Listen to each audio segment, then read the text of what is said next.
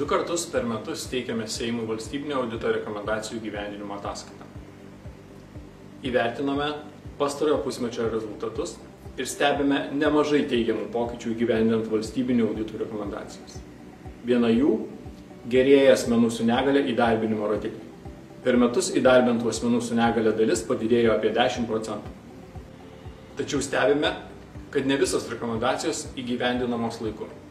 Vis dar neįgyvendinti projektai, kurie užtikrintų socialinės paramos prieinamumą visiems asmenims, kuriems jį reikalinga. Taip pat laukiame reikšmingų pokyčių atliekant savivaldybių funkcijų peržiūrą, kad tinkamas jų vykdymas ir finansavimo sistema būtų efektyvūs ir rezultatyvūs. Manome, kad dėl dabartinės geopolitinės situacijos reikėtų spartinti ir grėsmių valdymą valstybės mastu.